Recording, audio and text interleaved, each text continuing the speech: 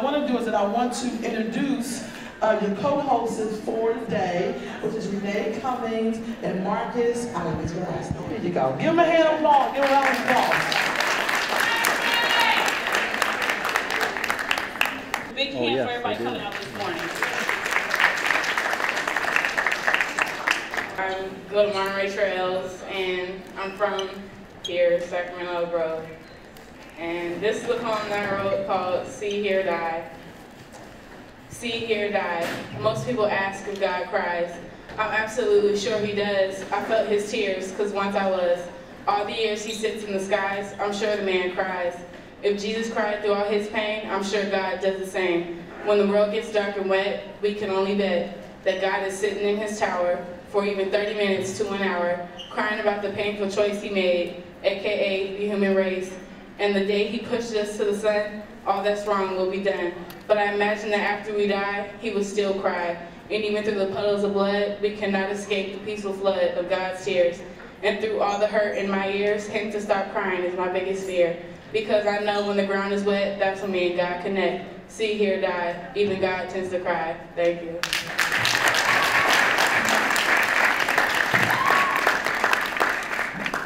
We would like to bring up all of our presenters. Could y'all come up to the front, please? And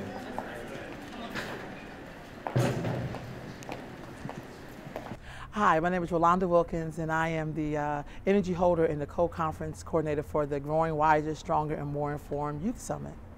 The purpose of the summit is to get young people to start looking at, particularly people of African descent, youth, to look at how they're doing. So, you know, Black History Month comes around, we talk about all our great achievements, which is wonderful, but it would be nice for young people to be informed about how they're doing in education, how are they doing in mental health, how are they doing with each other. And so that's the purpose of this summit.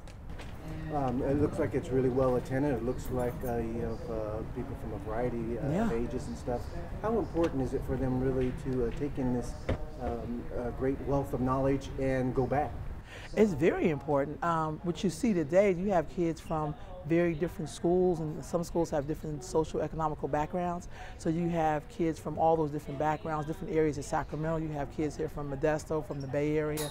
And just to also get to see also different religious backgrounds. There's people here from the Seventh-day Adventists, from the Nation of Islam. It's from all the different factions, because at the end of the day, we're all people of African descent. And so when you look at those health stats that talk about us having diabetes or being obese, or our crime or teen pregnancy or violence in lyrics, I think it's because young people don't really know how they're really being impacted. And so that's the purpose of having them come out, to really talk about, to get the information, and to also challenge those of us who are adults that are the experts on what can they do to help turn this thing around, because they really have the power right now. We're kind of powerless as adults. But I also think we can't be afraid to challenge them to turn this thing around. I think young people can do it. I think they're doing good, but I know it can be better. And so Black History Month should be about you taking it to another level, not just celebrating what you already have, but what you're going to bring forward. Our workshop is called Live the Dream, and our workshop is about transitioning from middle school to high school to college. What do you have to do to prepare yourself to move forward? One of the things that we wrote in the program is called, it's all the single ladies. So who's a single lady in here? All the single ladies. Raise your hand if you're a single lady. Do the hand. Do the hand. All right, so all the single ladies, we would love for you to come to one of our workshops. We're here for both of the workshops, so definitely come on by, and we'll love to help you to prepare yourself to move forward. Peace, peace. Can you hear me? Can you hear me in the back? My name is True Earth.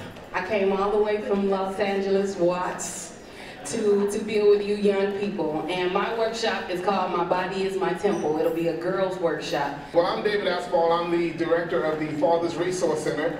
And I am pleasured to be here today because I get to present to the young men and the young ladies, if you so choose, to come on in and listen to a workshop on domestic violence. Basically, the summit is designed for you to look at health and wellness and juvenile hall and all those different variables.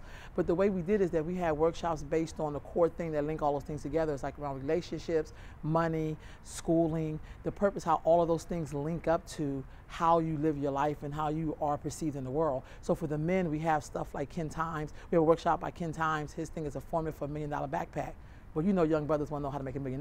That's brilliant. So in there he's going to talk about education, but he's going to also talk about being a man and all those things that can block you from making that $1 million backpack in a way that won't have you ended up in jail.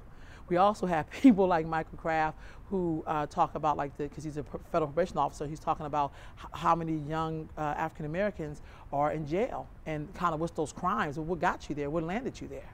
Then we also have Phil Nelson. He's talking about your mental health and how you got to keep your mind strong so that way you don't fall prey to things that will help you land up in jail instead of at Yale. We also have Asatu Allah Hall, who's also another midwife, but she's also an international dancer. She's lived in Brazil. She's of Liberian ancestry. She's been all over Latin America. So she's doing stuff around working the body. But at the same time, we have Ambrosia, who is 22, who's doing a piece of nutrition in her workshop. Just want to go up on the web or call for further information.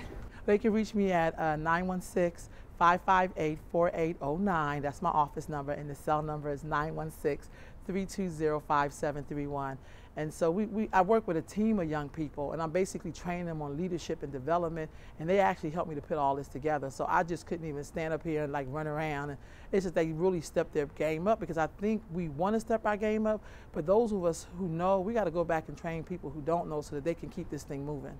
Thank you, Loren. My pleasure. I think in a lot of situations, many of these kids lack a positive examples and role models. They're in need of more people in their lives that are doing positive things, and not trying to get over and hustle and get by. Exactly. By any means necessary. And former students at our school also.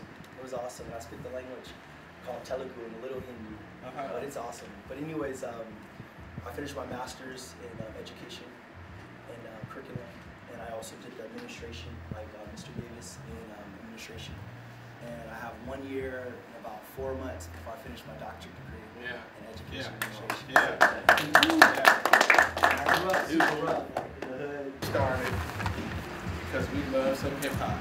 All right, my name is Ken Times. I'm with the Low End Theory Collaborative, also with Sacramento City College. Today our topic is the formula for $1 million backpack.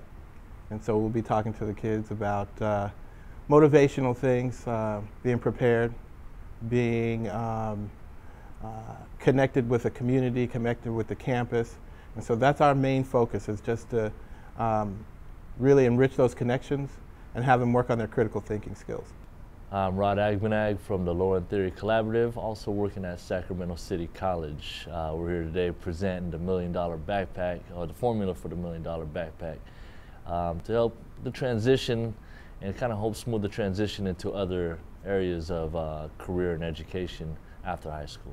Next, coming up, we have a very special speaker coming up for all of you today. Her name is Imani Hakim, so please, let's give her a big round of applause. Please, a big round of applause.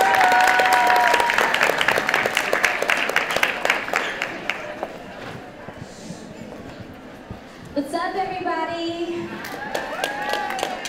I'm Imani Hakim from Everybody Hates Chris. I'm really excited to be here with you guys today.